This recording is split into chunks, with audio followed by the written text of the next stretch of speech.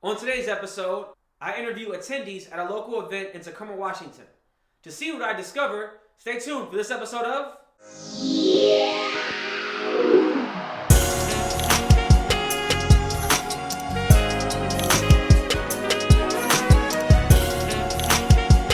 If you are a frequent watcher and have not yet subscribed, please do so to receive notifications about new content. Also, remember to follow my Instagram at Jarrell Corley. And without further delay, let's begin with today's video. I interviewed some people at Bites of Black Business, a local festival at Wright Park in downtown Tacoma. Some of the topics discussed include whether people are going to vote for Kanye West or Donald Trump. I also get people's opinion on the Black Lives Matter organization versus the actual movement.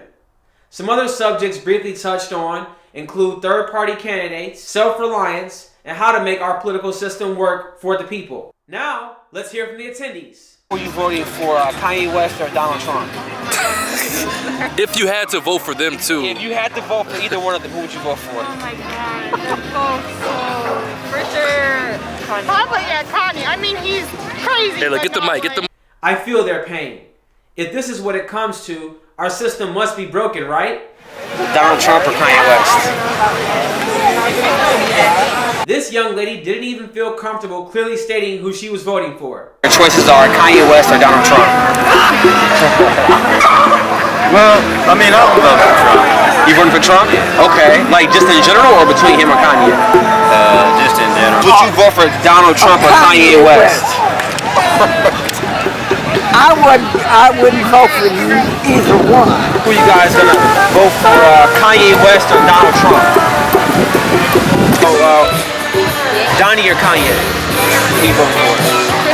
Honestly, neither. We need a new party. The American people are tired of our two-party system, and it is time for a third party to step up, or better yet, we should just revamp our current voting system so it is more inclusive of voters, ideas, and candidates outside the realm of the two-party system. Who are you guys voting for? Your choices are Kanye West or Donald Trump. Who are you voting for? Kanye West. Okay, why Kanye West? I don't respect Donald Trump, that's why. But Kanye West used to be a former Donald Trump supporter. They're both dumb. They're both dumb? Yeah. But like Kanye's the lesser We're dumb? gonna still lose. There's more credence to my point. Many Americans feel no matter who they vote for, nothing changes. Who are you voting for, Kanye or Donnie? Actually, I'm not voting for anyone. I don't feel like any of them are worthy to be our leaders. Okay. She's right. Most of today's leaders are not worthy of our vote. A leader stands up for something and does the right thing. A leader fights for the people. Unfortunately, our leaders today are followers and fall in line with the status quo because fighting for what's right is a no-go. So, if no one feels any of the candidates are worthy, who are people willing to vote for? Well, I guess who would be your ideal candidate right now to vote for, to defeat Donald Trump? I mean, is it Joe Biden? Probably. Elizabeth Warren. All right. Kamala Harris was up there too. Like Kamala Harris. She's a little bit moderate for me. These two women were enthusiastic about Elizabeth Warren. Kamala Harris was also a possible option, but the woman on the left feels Harris is too moderate. If you had your choice, who would you vote for? Like, who would you want on the ballot that would be worth your vote? Angela Davis. She's running for president. Isn't she in like Cuba or something right now? No, she's here. She lives in California. If there was one person that you could vote for and it was up to you, who would that person be?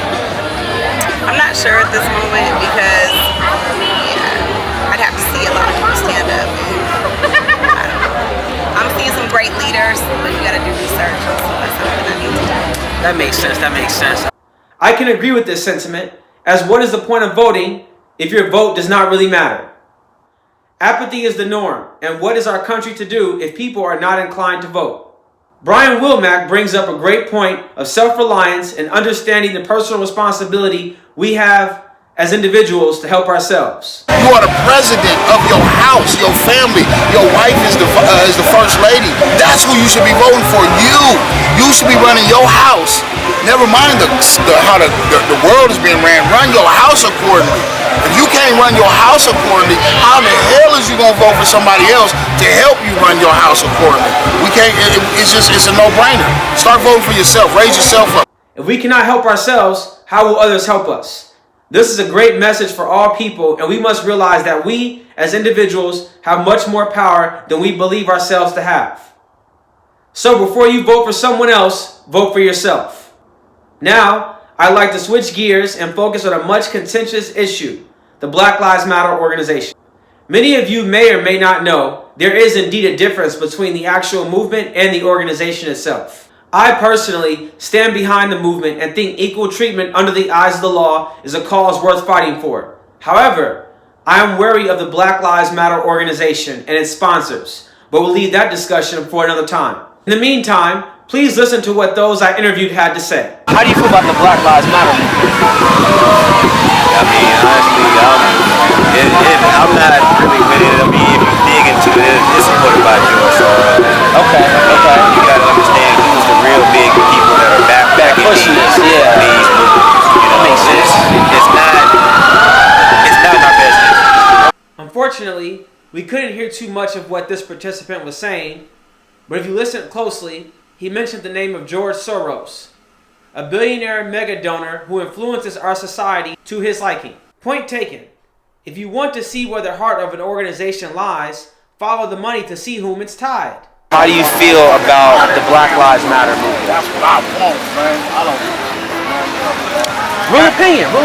No judgment here. There's a lot. That's a hard question to answer. Which movement? Like, cause you know, like the organization, Black the Lives organization or the movement of the people.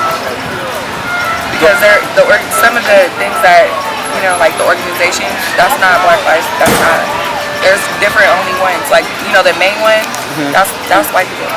Okay. So which one are you talking about? I'm talking about like the main organization, like how the main organization. That's what I'm talking about. Like the actual with the namesake, not the movement. Because I think there are two separate things: the organization versus the movement. Yeah. Right. So the organization. The actual organization called Black Lives. It's a con. You think it's a con? What do I think about it? What do you think I about agree with the young lady right here. I think it's a bunch of window dressing. I think that, like she said, Distraction. it's a distraction, and I think that she felt uncomfortable. You felt uncomfortable stating that, right? Yeah. I just didn't know how to break it down the right way. Well, because I support Black Lives Matter, Okay. but not the organization. There seems to be some skepticism behind this global organization. How do you feel about the Black Lives Matter organization? I support Black Lives Matter. I just don't support all the controversy, all the politics and things like that. And there's just You support the movement. I do support the movement. There's just some stuff in the manifesto I don't really agree with and I don't stand for. So that's the thing. But other than that, I do support the Black Lives Matter movement. Okay. That makes sense. Good statement. All right, thanks, man. Appreciate the time. How do you feel about the Black Lives Matter organization? I don't know too much about, the controversy that's going on with the Black Lives Matter organization and with the Democratic Party. I mean, I know that it definitely did start, for the community and with the community, but I think we need to just be careful about who we're giving our money to and who we're endorsing and making sure that we're spending in our own communities.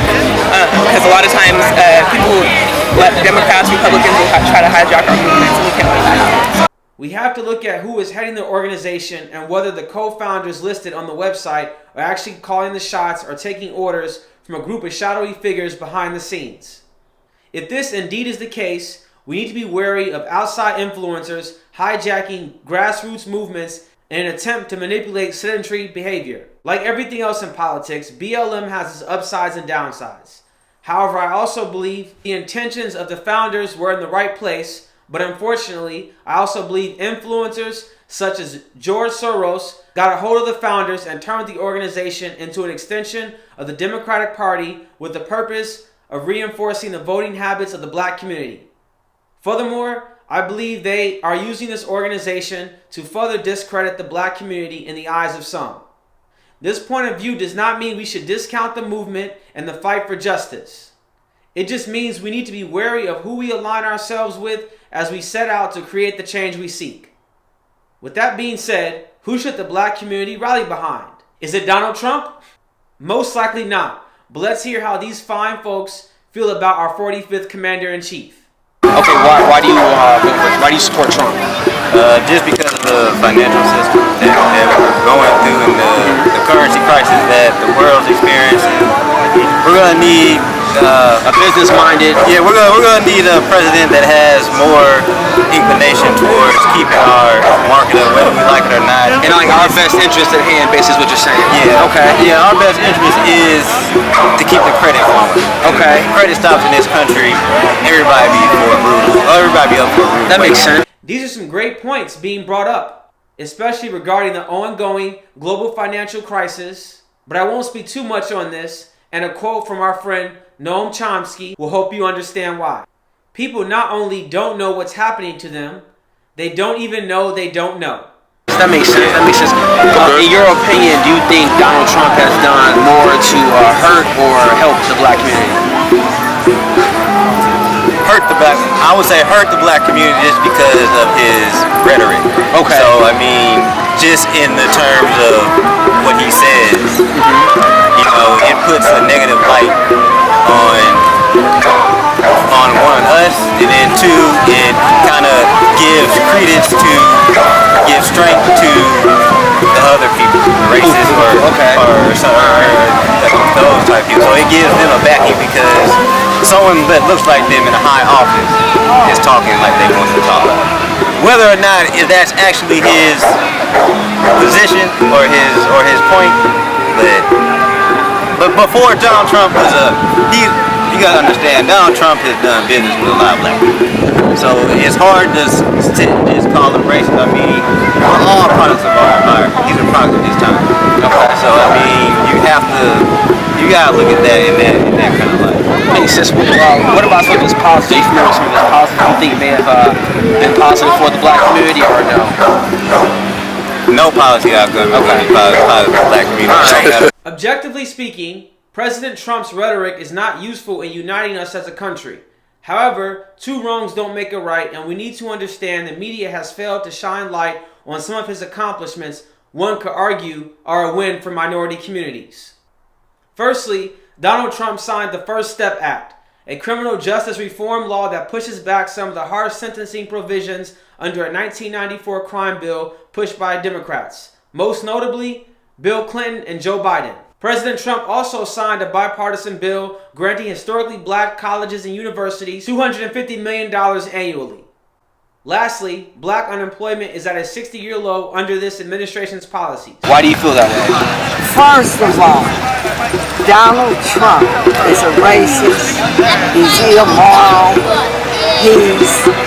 Anytime you let those children at the border, he hasn't done nothing. We have a pandemic going, and he didn't send any of the things out. He could have stopped us and he led our country better. So, and then all the other lies. The man lies every time he opens his mouth. She brings up valid opinions, but we must also understand these traits are held by most, if not all, politicians. The only difference between Trump and other politicians is his presentation. Furthermore, it has been documented that more immigrants were deported under the Obama administration than under President Trump. And as far as children in cages is concerned, the same actions were taken under all previous presidents as well. In no way am I advocating for such treatment of children, but we must understand that the media is manipulating the population through the power of storytelling with a hidden agenda to control our thinking. So, what's the solution? At the end of the day, all of these, right and left movements aren't speaking for us, the people, in the black community, or people in Tacoma. They're speaking for themselves and their own interests at the end of the day. So we definitely need a new party because we can't settle for, old white dudes or, people who don't have our interests at heart. So how do you feel about the independent voters movement? Are you familiar with that? Yes, I am. I think it's kind of a tricky question because at the same time we don't want to divide our votes. Sometimes we have to choose between the lesser of two evils, but there's so many of us out here, we have this power in numbers. If we all just come together and, decide to run candidates that are for the people and have our interests at heart, then, we can definitely do that. Well, there you have it, people. There's power in numbers, and we need to understand that we need to get involved if we are going to make a change. It's time to stop settling for who the political parties dictate who our candidates are. We need to organize and run our own candidates who have the interests of the people at heart. There's something for you to sleep on. I hope you enjoyed the video, and if you made it all the way through, please hit the like and subscribe buttons below. Until next time, free your minds, and remember, free the voters. Yeah.